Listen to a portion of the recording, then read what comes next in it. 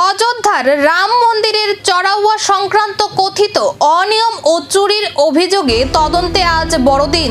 তদন্তকারী এসআইটি তাদের রিপোর্ট উত্তরপ্রদেশের মুখ্যমন্ত্রীর কাছে জমা দিতে পারে বলে জানা গেছে। রাম মন্দিরের চড়াওয়া নিয়ে ওঠা অভিযোগের তদন্তে এসআইটি গুরুত্বপূর্ণ অগ্রগতি নিয়েছে বলে সূত্রের দাবি। আজ তদন্তের রিপোর্ট মুখ্যমন্ত্রী যোগী আদিত্যনাথের হাতে তুলে দেওয়া হতে পারে।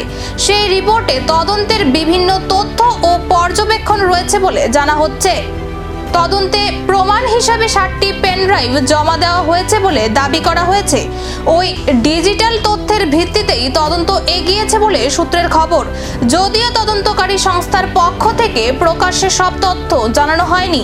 এদিকে তদন্তের স্বার্থে কয়েকজন ব্যক্তিকে, যার মধ্যে চম্পত রায়ের নামও রয়েছে বলে বিভিন্ন প্রতিবেদনে দাবি করা হয়েছে, অযোধ্যা না ছাড়ার নির্দেশ ও সতর্কবার্তা দেওয়া হয়েছে বলে খবর তাকে। তবে এই বিষয়ে সংশ্লিষ্টদের আনুষ্ঠানিক প্রতিক্রিয়া এখনো প্রকাশ্যে আসেনি। এসআইটির রিপোর্টে ঠিক কী তথ্য উঠে এসেছে এবং প্রশাসন পরবর্তী পদক্ষেপ হিসাবে কী সিদ্ধান্ত নেয়, এখন সেদিকেই নজর দেশবাসীর।